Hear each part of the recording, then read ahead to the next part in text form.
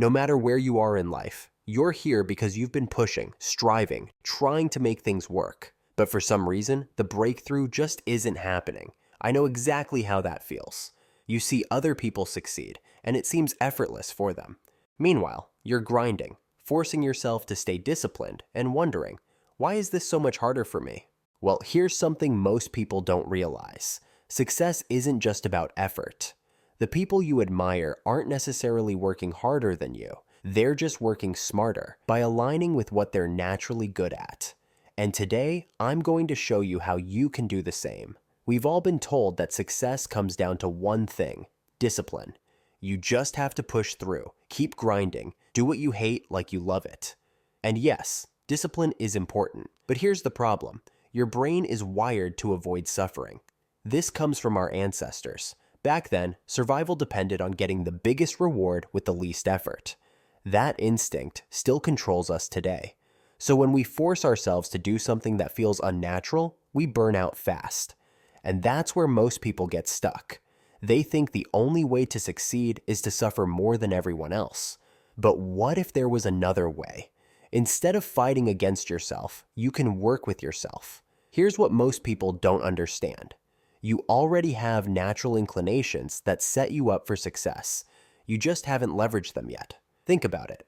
Have you ever met someone who's ridiculously good at something, but it seems like they barely try? Maybe it's an artist whose work looks effortless. Maybe it's a speaker who captivates a crowd without overthinking. Maybe it's a business owner who naturally spots opportunities that others miss. They're not lucky. They're just operating in alignment with what already comes naturally to them. You have these strengths too.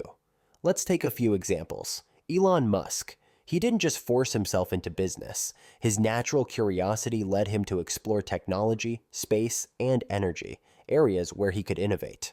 Serena Williams. Sure, she trained hard, but what set her apart was her competitiveness. That drive to be the best pushed her beyond her limits. Gary Vaynerchuk. While others struggled to sell products, he realized he was naturally great at persuasion and storytelling, which made him a marketing powerhouse. These people didn't just work hard, they worked hard in the right direction. I learned this the hard way. A few years ago, I took a sales job that looked perfect on paper. Flexible hours, great pay, unlimited potential. The only problem? I absolutely hated talking to strangers. I thought I just needed to push through, that if I forced myself to make those calls, I'd eventually get used to it. But every day felt like a battle. No matter how much I tried, I wasn't getting the same results as others. The top performers in that job, they loved competition, social interaction, and the thrill of closing a deal. I didn't. I realized my strength was analysis and problem solving, not selling. So I switched paths into a role where those skills actually mattered. And suddenly, things got easier. My progress accelerated. I started getting recognition, not because I was forcing discipline, but because I was working in a way that fit me. A lot of people think talent is something obvious, like being able to paint or sing, but talent is often invisible. Talent is what you do effortlessly that others struggle with. It could be curiosity. You naturally ask questions and love learning. Competitiveness. You hate losing and push yourself to be the best.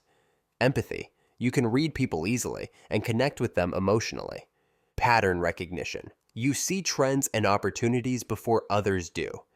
Resilience. You bounce back quickly from failure. Even things that seem like weaknesses can be strengths. If you're stubborn, you might be great at pushing through obstacles.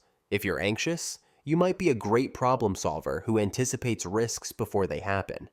When you lean into your natural inclinations, you get better results with less effort. In school, we're graded on every subject, even the ones we're bad at. But in life, you get to choose which test you take. The secret to outworking everyone isn't about suffering more than them. It's about designing your life so that the things you work on align with what you're naturally good at. When you do that, discipline stops feeling like suffering. It just becomes a byproduct of what you already enjoy. So here's what I want you to do. Step 1. Identify your natural inclinations. What are the things you do effortlessly? What are you naturally drawn to? Step 2. Find a way to apply them in a productive way. Can you turn them into a skill, a job, a business? Step 3. Stop forcing paths that aren't for you. Discipline is important, but only when applied in the right direction. Now tell me in the comments, what's one thing you've always been naturally good at? And if you want more insights like this, make sure to subscribe, because we're just getting started.